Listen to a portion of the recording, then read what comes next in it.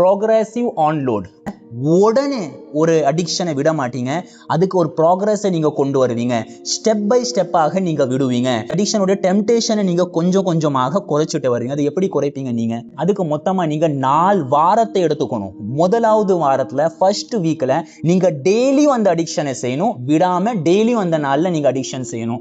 உதாரணத்துக்கு உங்களுக்கு கூலி பழக்கம் இருக்கு, உங்களுக்கு பான் அடிக்ஷன் இருக்கு, மாஸ்டர்பேஷன் உங்களுக்கு பழக்கம் இருக்கு, டெய்லியும் அந்த அடிக்ஷனை நீங்க செய்யணும்.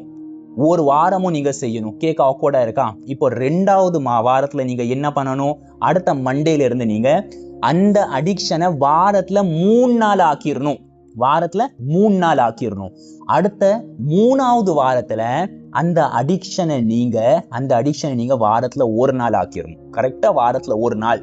நீங்க திங்கட்கிழமை ஆரம்பிக்கிறீங்களா? திங்கள், செவ்வாய், புதன், மண்டே, டியூஸ்டே, வெட்னஸ்டே இந்த நாள்ல நீங்க செய்யாம தர்ஸ்டேல மட்டும் அந்த அடிக்ஷனை செய்யணும். அதுக்கு அடுத்தது ஃப்ரைடே, சாட்டர்டே, சண்டே இதுல நீங்க அந்த அடிக்ஷனை செய்யக்கூடாது. வாரத்துல வீக்லி ஒன்ஸ் மட்டும் தான் அந்த அடிக்ஷனை செய்யணும். அடுத்து 4வது வாரத்துல எந்த ஒரு அடிக்ஷனும் கிடையாது. தடவை கூட செய்யாம அப்படியே விட்டுறணும். அதுக்கு அடுத்து உங்களோட டெம்டேஷனை நீங்க சுத்தமாக குறைச்சிட்டீங்களா? இப்போ நீங்க தனியாக உட்கார்ந்து இனிமே நான் என் வாழ்க்கையில கூட அந்த அடிக்ஷன் பக்கம் நெருங்க மாட்டேன் சொல்லி உங்கள்கிட்ட நீங்களே பிளட்ஜ் எடுத்துக்கோங்க. இப்போ அந்த கோல்ட் டர்க்கி மெத்தட் வேலை செய்யும். இது 99% மக்களுக்கு வேலை செய்யும். யாரோ 1% மக்களுக்கு மட்டும் வேலை செய்யாது. அந்த 1% மக்கள் யாருன்னா குரோனிக் அடிக்ஷன்ல உள்ளவங்க. அவங்கள பத்தி பேசவே கூடாது. அவங்களுக்கு அந்த அடிக்ஷன்ல இருந்து வெளியே வரணும் சொல்லி ஆசையே கிடையாது. உங்களுக்கு ஆசை இருக்கு, நீங்க கண்டிப்பா வெளியே வருவீங்க. இந்த கமெண்ட் பாக்ஸ்ல வந்து தேங்க்ஸ் சொல்லுங்க எனக்கு. அடுத்த